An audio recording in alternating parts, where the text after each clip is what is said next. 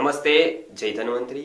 अभी कार्तिक का महीना है और कार्तिक के महीने में जो सबसे ज्यादा फल उपयुक्त है या सबसे ज्यादा कोई चीज उपयुक्त है तो वो है आमलकी यानी आंवला। चरक सूत्र में आंवले के बारे में बताया है कि आंवलकी रसायना नाम, जितने भी रसायन है उसमें से आमलकी श्रेष्ठ है और जितने भी फल है उसमें से मात्र एक ऐसा फल है जो रसायन गुण वाला है और वो है आंवला। आंवले की सीजन है तो आंवला हमको प्राप्त होता है आसानी से, सुलभता से और बहुत ही अच्छी तरह अच्छे आंवले अभी मिलते हैं। तो आंवले की सीजन शुरू हो गई है, इसके लिए आंवले की नवमी और आंवले की पूर्णिमा भी ये महीने में आती है। तो आंवला एक ऐसा फल होने पर भी ये फलों से बहुत कुछ अधिक है। इसको यद्यपि फल में रखा गया है आंवला को, लेकिन फल से बहुत अधिक है। क्यों अधिक है?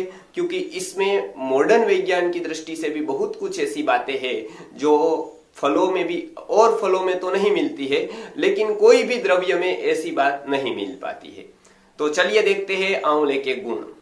आंवला रसायन है, शीतवीर्य है, आंवला शरीर की वृद्धि करता है, साथ साथ रोग प्रतिरोधक शक्ति को बढ़ाता है यानी इम्यूनिटी पावर को बढ़ाता है, जो आज के काल में सबसे ज्यादा जरूरी होता है।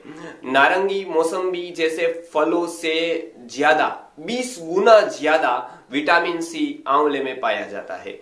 आंवला अपवाद रूप इसलिए है क्योंकि आंवला के बहुत कुछ फॉर्म का उपयोग होता है, कच्चा, पक्का, सुखाकर, उसका क्वाथ करके, फिर उसका प्राशन बना के, बहुत तरह से आंवले का उपयोग किया गया। एकमात्र ऐसा फल है जो किसी भी अवस्था में, किसी भी रूप में अपना विटामिन सी, मॉडर्न दृष्टि से देखें तो विटामिन सी, आयुर्वेद की दृष्टि से देखें तो पूरा जो रसायन गुण है वो नहीं छोड़ता है। जैसे मौसम्बी और नारंगी सूख जाने के बाद उसमें विटामिन सी नहीं मिलता है, लेकिन आंवला सूख जाने के बाद भी, उसका चूर्ण किए जाने के बाद भी उसमें विटामिन सी भरपूर मात्रा में, पर्याप्त मात्रा में पाया गया है। साथ साथ आंवले में 5 रस है, इसके लिए उसका नाम पंचरसा है। संस्कृत का एक नाम पंचरसा है।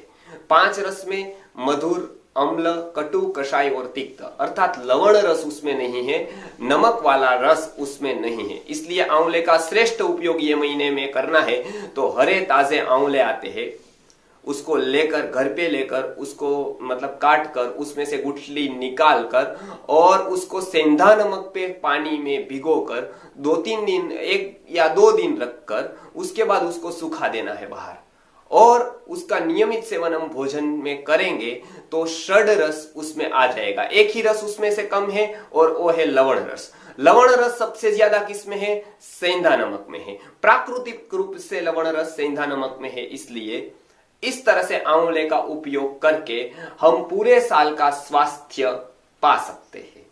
तो ये एक तरीका हुआ। 5 रस आंवले में है और 6ठा रस उसमें हम हमारी तरह से, हमारे रूप से एक योजना करके डालकर षड रस का सेवन कर सकते हैं। तो चरक सूत्र में बताया है कि षड रसाभ्यासो बलकराणाम, कि 6 रसों का अभ्यास यानी भोजन में उपयोग बल को बढ़ाने वाला, यानी कि इम्यूनिटी को बढ़ाने वाला, शक्ति को बढ़ाने वाला कहा गया है।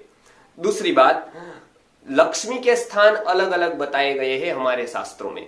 उसमें से आपको जानकर आश्चर्य लगेगा कि सबसे पहला लक्ष्मी का स्थान आंवला को बताया है। लक्ष्मी कहाँ रहती है? तो स्वास्थ्य लक्ष्मी की यदि बात की जाए तो वो आंवले में रहती है। तो 5 जगह पर नित्य लक्ष्मी का वास है। कौन सी है वो 5 जगह? देखते हैं। नित्यम आमलके लक्ष्मी, नित्यम हरित गोमये, नित्यम शंखे च पद्मे च, नित्यम शुक्ले च वाससी। ये 5 जगह पर बताए गए हैं लक्ष्मी के वास। कौन सा है? आंवले में है। दूसरा हरित गोमय में है, इधर हरित गोमय बताया गया है, हरित गोमय में भी लक्ष्मी का वास होता है। तीसरा शंख में है, चौथा पद्म में अर्थात कमल में है, और पांचवा श्वेत वस्त्रों में है, शुभ्र वस्त्रों में लक्ष्मी का वास होता है। इसका वीडियो कभी हम देखेंगे कि ये 5 लक्ष्मी के स्थान क्यों बताए। जनरल लोगों को एक ही पता होता है गोमयी का, नित्यम गोमय लक्ष्मी ऐसा, लेकिन ये 5 स्थानों में से आंवले का स्थान प्रथम रखा गया है। आंवले में लक्ष्मी का स्थान है, आंवले में उसका वास है। क्यों है वो भी हम देखेंगे अभी। तो ये है कि आंवले में लक्ष्मी का क्यों वास है। तो आंवला हमने देखा कि फल से अतिरिक्त बहुत कुछ है। तो आंवले में विटामिन सी पाया जाता है, आंवला रसायन गुण वाला है। अब अंतिम बात यह रही कि आंवले का हर एक फॉर्म सेवनीय होता है। आंवले का अनेक फॉर्म, अनेक रूप आयुर्वेद में बताए, जैसे आमलकी का क्वाथ करके उसके अनेक उपयोग बताए गए हैं, आमलकी चूर्ण के अनेक उपयोग बताए गए हैं, आमलकी वटी गुटी, त्रिफला वटी के जैसे अनेक उपयुक्त औषधों में, शास्त्रीय औषधों में उसका उपयोग किया गया है। च्यवनप्राश आंवले, उसमें मुख्य घटक ही आंवला होता है। अनेक प्रकार के घृतों में आंवला का उपयोग होता है, जैसे कि आमलकी घृतम, ऐसे क्वाथ, अर्क में भी उसका बहुत सारा उपयोग किया गया है। तो आयुर्वेद की हर एक कल्पना में आंवले का उपयोग है।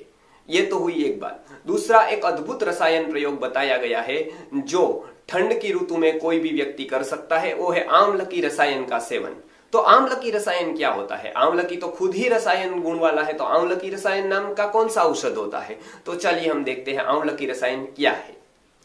सबसे पहले आंवले का चूर्ण कर लेना है। तो आप जानते हैं बारीक पाउडर करके आंवले का चूर्ण होता है। बाद में जैसे 100 ग्राम आंवले का चूर्ण किया तो 100 ग्राम आंवले का रस निकालना है। तो वो रस निकाल करके उसको आंवले के चूर्ण में भावना देनी है। क्या होती है भावना? तो रस से मसलना, चूर्ण को भावित करना, उसको बताते हैं भावना। और वो जब तक गीला हो जाए तब तक उसके रस की भावना देनी है। तो ये एक बार में 100 ग्राम आंवले में 100 ग्राम रस की भावना हो जाएगी। दूसरी बार फिर से रस निकालना है, फिर ये जो पाउडर किया उसको थोड़ा छाये में सुखा देना है। सूख जाने के बाद दूसरी बार भी रस की भावना देनी है।